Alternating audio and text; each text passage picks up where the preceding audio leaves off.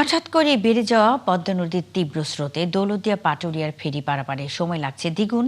এতে ভোগান্তিতে পড়ছেন যাত্রীরা। সেখানকার খবর জানাতে আমাদের সাথে যুক্ত হচ্ছেন সহকর্মী মেহেদী হাসান।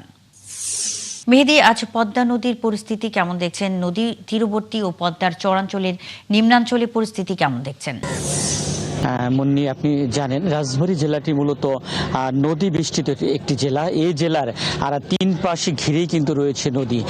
সবচেয়ে বড় সীমানা ঘিরে রয়েছে পদ্মা নদী। পদ্মা নদীর যে সীমানা কিন্তু 56 কিলোমিটার এলাকা জুড়ে। আমরা গতকালকে বিকেলও পানি উন্নয়ন বোর্ড কর্তৃপক্ষের সাথে কথা বলেছি। পানি উন্নয়ন বোর্ডের তথ্য অনুযায়ী 24 ঘন্টায় এই জেলায় পদ্মার পানি কিন্তু 5 সেন্টিমিটার বৃদ্ধি পেয়েছে। 5 সেন্টিমিটার বৃদ্ধি পেলেও পানি কিন্তু এখনো বিপদ সীমার নিচ দিয়ে প্রবাহিত হচ্ছে, এখনো কিন্তু বিপদ সীমা অতিক্রম করেনি।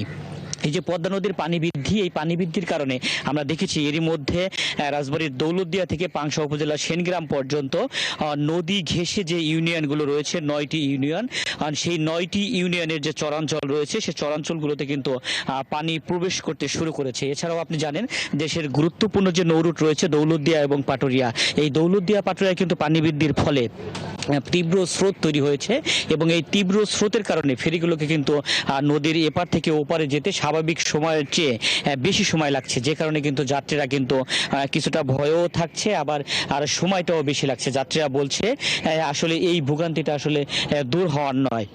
আর ঘাট কর্তৃপক্ষ বলছে, বিআইডব্লিউটিসি কর্তৃপক্ষের সাথে আমার কথা হয়েছে, বিআইডব্লিউটিসি কর্তৃপক্ষ বলছে দৌলতদিয়া পাটুরিয়া নৌরুটে তাদের বর্তমানে বহরে 12টি ফেরি দিয়ে পারাপার তারা করছেন। যেহেতু স্রোত বেড়েছে, এটি আসলে একটি প্রাকৃতিক দুর্যোগ। ঘাট কর্তৃপক্ষ প্রাকৃতিক দুর্যোগকে কিন্তু তারা দোষ দিচ্ছেন, প্রাকৃতিক দুর্যোগের কথা তারা বলছেন। এছাড়া আমরা দেখেছি ঘাট এলাকায় যে 3টি ঘাট রয়েছে দৌলতদিয়া ঘাটে সচল, 3টি ঘাটেই কিন্তু প্রতিটি ঘাটে কিন্তু আপনি জানেন যে 3টি করে আবার স্তর থাকে, লো ওয়াটার, মিড ওয়াটার এবং হাই ওয়াটার। আমরা দেখেছি দৌলতদিয়ায় থাকা প্রতিটি ঘাটে কিন্তু মিড ওয়াটার এবং লো ওয়াটার থেকে সেই ঘাটগুলোকে কিন্তু হাই ওয়াটারে উত্তোলন করা হয়েছে, যে কারণে এই ঘাট এলাকায় তেমন কিন্তু কোনো ভোগান্তি বা কষ্ট নেই।